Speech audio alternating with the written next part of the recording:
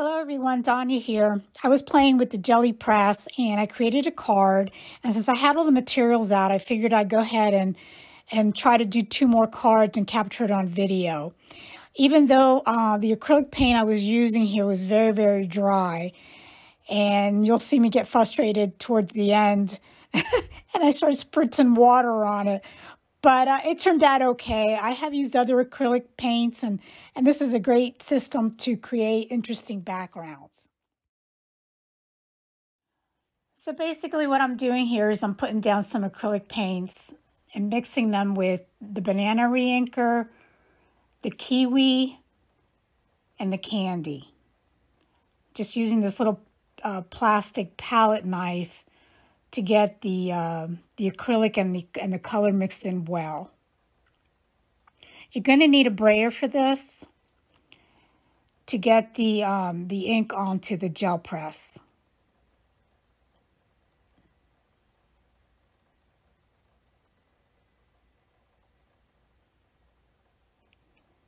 So I started applying the colors, sort of like a stripe. But unfortunately, the green came out too light and it looks too much like the yellow. I probably should have gone with a deeper green, like green apple. But these are the colors I had out, and they were the colors I was playing with, so I wasn't going to record this over again. You could use any paper here. This is an inexpensive cardstock that I picked up at Walmart. You just press it in and get some of the color on the paper, and it'll pick it all up. And just put it aside to dry. Now I wanted to do another press, but the ink had already, as you can see here, didn't want to move. It was really, really dry.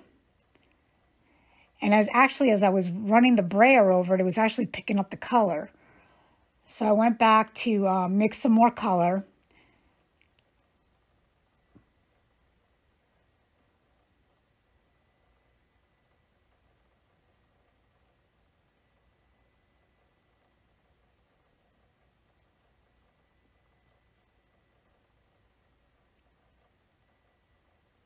Well, my error here was that I didn't wipe the paint off the gel press. So as I go now to put some color on, you'll see that it doesn't spread very smoothly because it was competing with the dry paint on the gel press. Again, this white acrylic probably wasn't my best move, but it's the only thing I had. So now I put down a stencil, and I put down the burnishing the paper in to try to get some of the stencil pattern on there. So now that's a second layer. And there's still paint on there, so I grabbed another piece of paper to scoop up that paint. Didn't turn out too well because, yeah, it was dry. So now here I decided to just go right onto the gel press. It's pretty clean. So I'm really wanting that green to come through, and as you can see, it's just yellow. Put down the flowers again. Burnish the paper in to try to get the stencil pattern on there. Didn't work too well. It was too yellow. Grab the other paper again to try to get some ink on there. That one's a little bit better.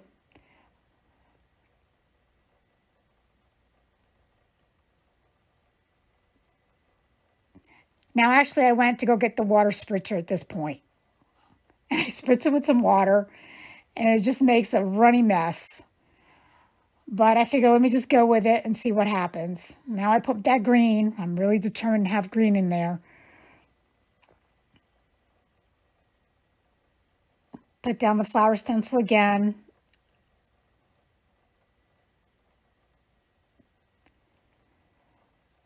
I think I got one spot of green, but it didn't come out very well.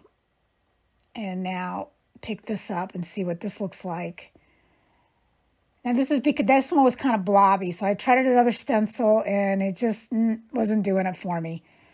So here I go. Now I'm just adding just the reinker and working with whatever acrylic is on the brayer.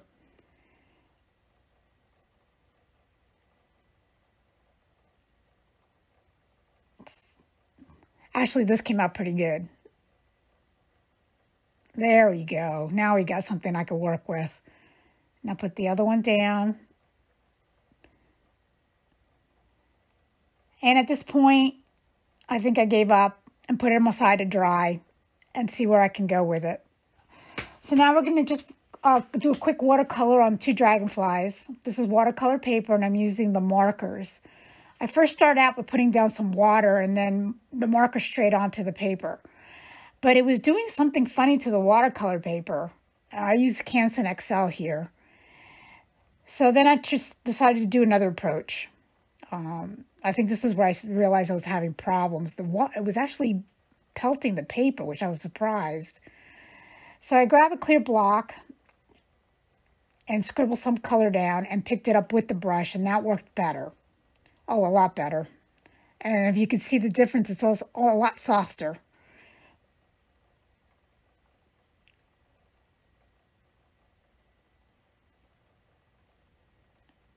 And then go in and add some darker shading towards the inner part of the dragonfly.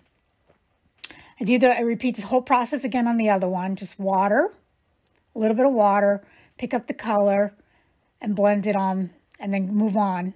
I don't mess with it too much. If you could always go back and darken it when it dries, but I try not to mess with the colors too much, because then you're going to get and just end up getting a mess.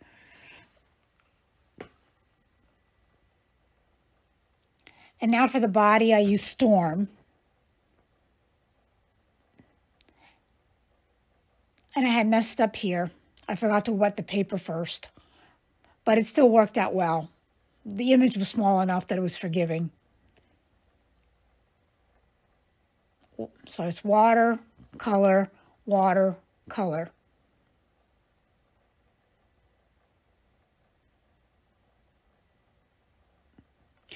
Okay, so here we have our dried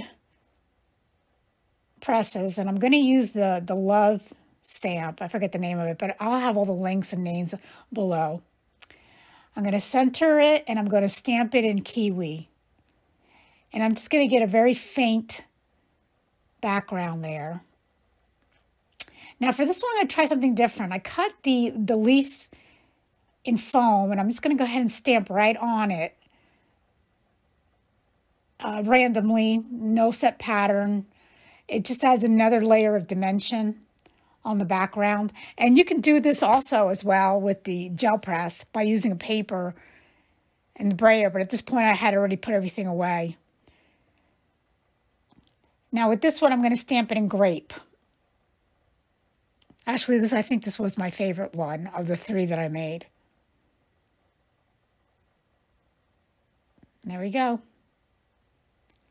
Okay, so I went ahead and cut everything out with the rectangle dies and the scallop rectangles. And now I'm going to assemble the card. I chose a great background for this. I also put the shadow. It's not really grape. It's like a purple metallic cardstock that I had. And for the, what is that called? The air behind them, the wind behind them, I used the same paper. In this one, I cut out the scallop in kiwi and the shadow in a vellum. The wind behind them and the swirl in a metallic silver paper that I had in my stash. For this one, I also added a sentiment strip that is right from that love stamp. And adorned it with some green pearls. For the other one, I had used some little flowers that I had in my, little plastic flowers that I had in my stash. And now I'm just putting a drop of the gold 3D ink in there. And I'm going to adhere it to a card base, and this is A2 size.